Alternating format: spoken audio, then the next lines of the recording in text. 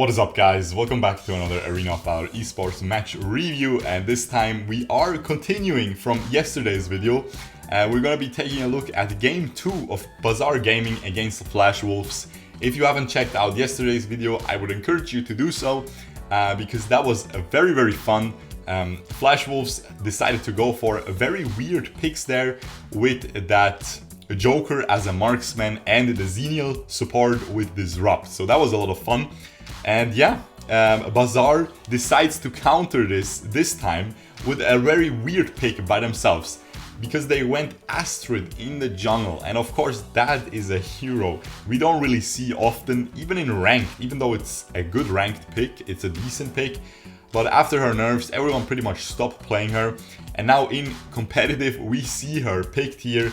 And this is not like it's already global pick ban where you can only pick a hero once and then for the rest of the series you kind of can't pick that top tier hero anymore, so you have to go for stuff like Astrid jungle or something as a last resort. This is their initial pick here, and a lot of junglers were banned, like Rourke, that might try to counter this Paine in the jungle that Flash Wolves picked up. So Bazaar decided to go for the Astrid here, and yeah, on the side of Bazaar, we have Yina in the Slayer lane, D-Rock in the middle lane, Kefani in that marksman position, and Malok as a support to round out that Astrid jungle pick. And on the side of Flash Wolves, as I said, they have the Paine in the jungle, which of course is a really strong hero right now, Kilgroth in the Slayer lane actually, Krizzix in that mid lane position, Krizzix as a support, and Laville, the most broken, most contested marksman right now, as in the marksman position, of course. And now this Paine is already going deep here, already jumps onto that Malok here, pokes him to half HP, but gets knocked away from the D-Rock and seems to just continue to farm. This, of course, is going to be ending up to be a very close game again, as always. And yeah, it seems like it's going to be a lot of fun.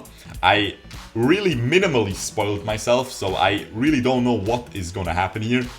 And yeah, ooh, beautiful Krizzix flicker into that knock-up by that Krizzix, but it is not enough to finish them off, just not enough damage there to be provided to finish off that Kefani. She still even had, never mind, the Arctic Orb is not ready yet. It of course becomes ready at 3 minutes, which is in 2 seconds. And that Yina tries to steal that little minion away from Paine, not able to. So far, both teams very even. No dragon, no tower, no nothing, no kill yet, nothing dropping yet. And I have to say, this is in the favor of the Flash Wolves roster, because they have a Kilgroth late game, they have a Paine late game, which is insane and one-shots anything, and they have a Laville as well. So this is definitely, Flash Wolves is perfectly comfortable with just farming up here. Malok almost gets dropped, is able to get away though, very well played.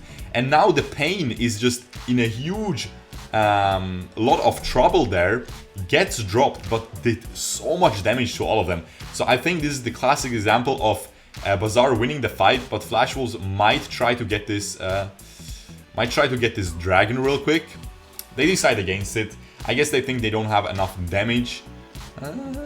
I mean, okay, I mean, they don't have the information that everyone on Bazaar just ported back, but they are already setting up the vision, so they're at least gaining some vision out of that, and the game is still very even, so that Paine death honestly didn't matter too much in the end.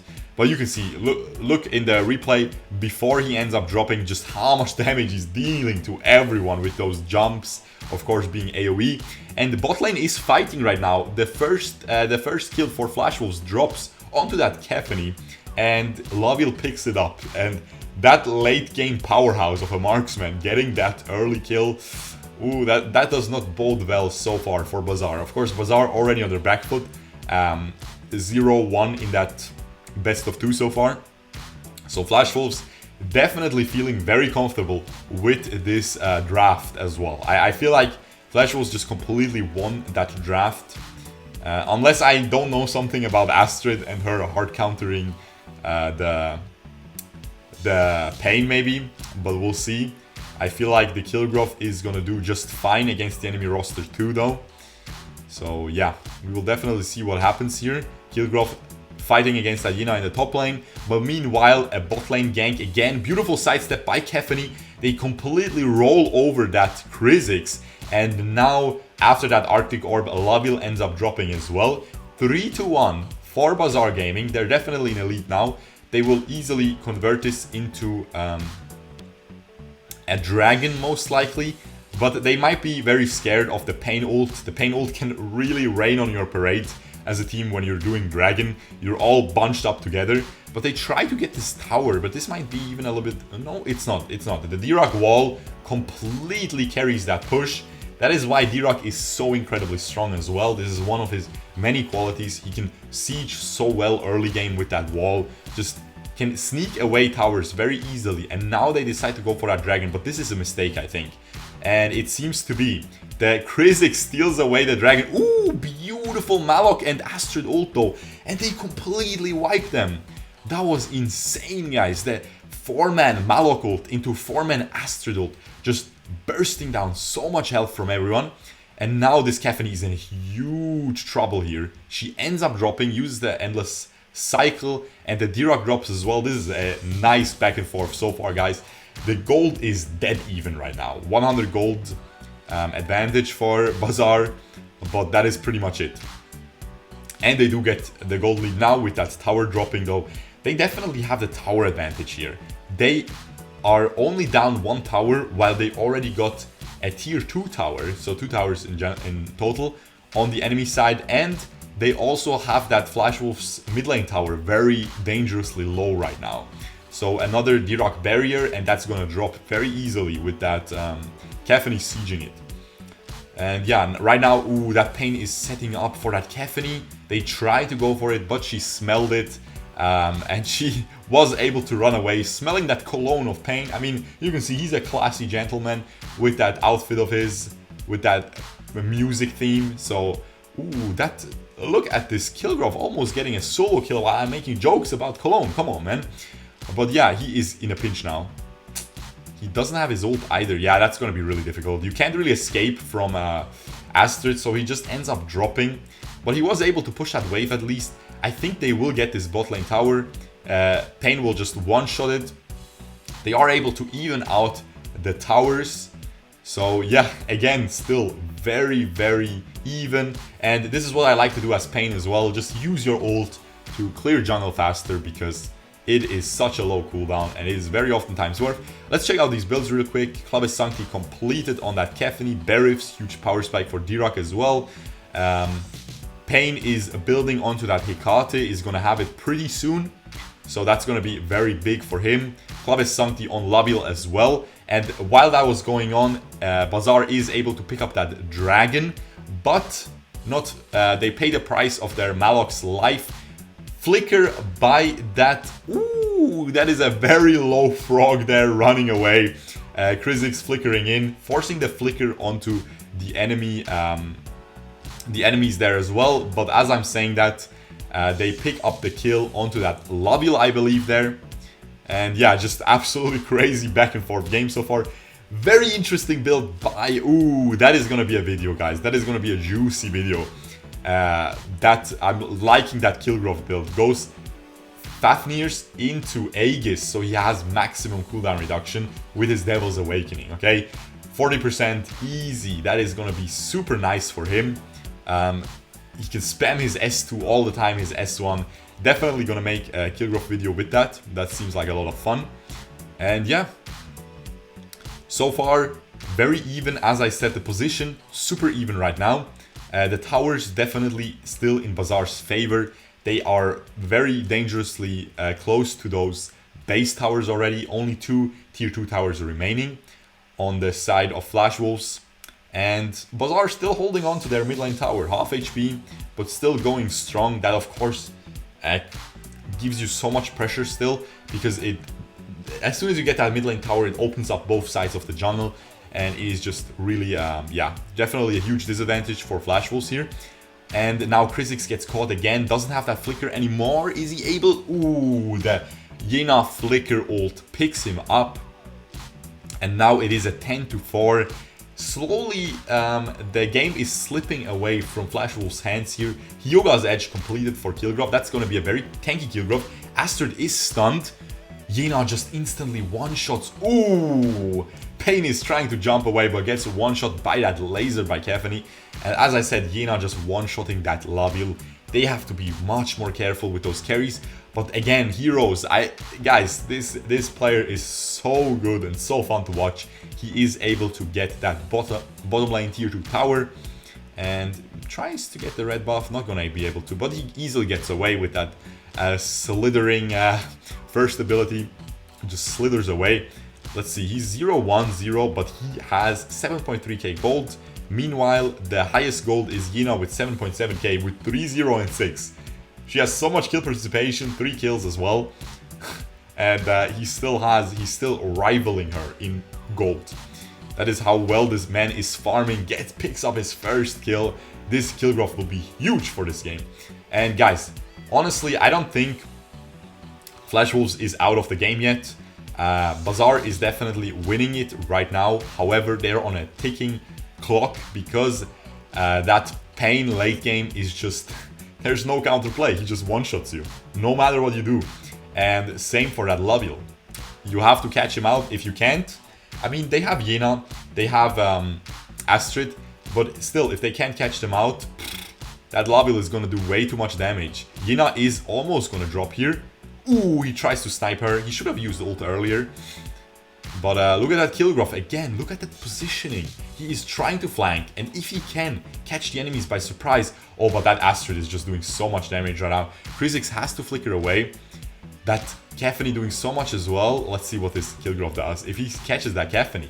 She has the sprint though. Yeah, he knows. She has the sprint active, and with that, it's really difficult to beat her down there. He doesn't have his sprint. He just decides to back off and push that minion wave in the bottom lane out. But that was a very dangerous position for him there. 1k gold advantage only. Flashwolves is doing an amazing job with their farming here because they are down a Slayer. They're down a lot of towers, 2 towers. They're down 7 kills, down a dragon, and still just perfectly fine gold-wise. No advantage, honestly. This is barely, not even a 1k gold advantage for Bazaar, and that really doesn't matter when the totals are almost at 40k. That is very, very negligible. And look at this bottom lane. They're pushing top Bazaar, but they are gonna have to pay the price of this Yena. She definitely drops down very easily, and now, but they get the second base tower. I'm not sure if that was worth. They are trying to backport here. That Yena already used Endless Cycle, is already back to pushing back that wave. And now it's going to be really difficult. They losing that second tower. Now Slayer is spawning in 6 seconds. I feel like Bazaar, definitely it is their game to lose right now. They have all the puzzle pieces that they need to win this game. And yeah, they're gonna get this Slayer very easily. There's no way for Flashwolves to contest. Ooh, that Malok is dropping, but they still get the Slayer. See, they're too far away. It was just way too much damage coming out of Kefani there at that point. I want to see Kefani's build. Yeah, it's the standard build with Handshake. We'll make a video on that as well very soon. And yeah, very exciting here. Very exciting to see this match. 1k gold still, barely 1k, man. The Flashwolves is doing such a good job, guys. I cannot stress that enough. And I feel like Flashwolves were the underdogs for this match. Bazaar definitely... Ooh, that Laville ult into the knockup. And look at his Killgrove's damage. That is over, guys. That is a clean comeback. Paine comes in with the ult. Wasn't even part of that team fight. Comes in afterwards. And that is a clean comeback. This is where the late game power comes in. If you kill that Kefani on Bazaar's roster, it is a game over, guys. There is no other person to hard carry. Astrid at this point isn't going to do that much anymore. Even though she deals a ton of damage late game, she's just too easy to dodge away from her ult and just pick her off afterwards. And that D-Rock definitely has some power still, but look at this. He gets hooked as well by the Krizzix. And at that point, man, that Krizzix, guys, that Krizzix is doing so much work in every single APL game we have seen so far. So I would honestly, if I was on these teams, I would definitely tell my coach, hey, think about the Krizzix. Think about the Krizzix. Maybe put more priority onto that pick because he seems really important. Again, Laville into Krizzix. Such a nice combo. You ult someone with Laville ult, like that Kefany again gets caught, and the Krizzix swoops in, and I think that is going to be game. That is going to be game. Beautiful comeback by Flash Wolves here. Astrid is alive, has that ult available, can ult the wave, and is going to clear it out. But look at this, they're just trying to zone her away. Instant one-shot by Paine. This is what I was talking about. The Paine late game is way too strong. Again, Astrid has the endless cycle, comes back in, uses the ult, not able to pick up anyone, ends up dropping, but she got the wave. As I said, she just had to get that wave, and she did, and she stopped them from ending the game. Now, Kefany is respawning, and they will have another chance. And Kefany will have Blade of Eternity very, very soon here, guys. So that might be very huge, okay? Because that Blade of Eternity will stop her from inting as hard. Will definitely be harder to finish her. So we'll see. We'll see how this goes. Still, I mean, I wouldn't say anyone's game. I would definitely say Flash Wolves is in a huge lead right now. But they still have those 2 base towers down. While Bazaar only has 1 of theirs down. Kefany just completed the Blade of Eternity right there. You saw it on the screen. And yeah, she's fully maxed, full item build. Laville has a Death Sickle, no Blade of Eternity.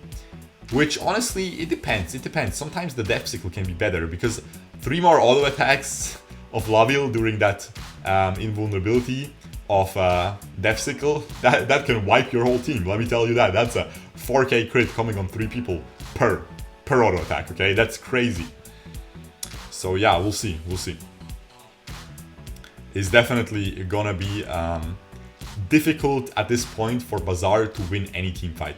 Again, the ult comes in, not able to pick up anyone. So that Laville ult will be down. That was the thing carrying these team fights so far. He is finding that Laville ult onto Kefany 2 times in a row. So maybe if he's not able to, Kefany is still also one of the strongest late game marksmen. So yeah, definitely just a huge advantage is that Paine pick, because that Paine and that Kilgrove as well, they're just such powerhouses late game compared to Astrid and Yena. So in the Slayer and jungle position, Flash Wolves is just so much stronger late game with those picks. So we will see their Dragon is pushing that bot lane. They seem to be trying to get try to get a hold of that bot lane tower, because if they get that, they also have super minions pushing there, and they open up the other side of the map because Yena is going to be busy pushing out that bot lane, and then they can get a Slayer, the next Slayer, free for themselves. And that Laville ult again. Ooh, hits the D-Rock. Is that Yena gonna drop? She almost drops. Oh, they're not able to pick her up in the end, but she's very, very low now. And that Dragon is pushing into that base. However, that cannon minion is very, very low. One D-Rock S1, and it is gone. And now they have a mid lane tower, mid lane minions pushing in. They try to just dive. They pull 2 people together. Look at this Krizzix just one-shotting, and the Kilgrove just tries to go for the base, and it is almost dead, and they pick it up. Paine just jumps in. You saw the base tower, pew, half HP, instantly gone, because that Paine just auto-attacking it with his passive with the Loki's Curse. Beautifully played. That Krizzix also huge play there, flickers away from the Astrid and absolutely one-shots her in the end.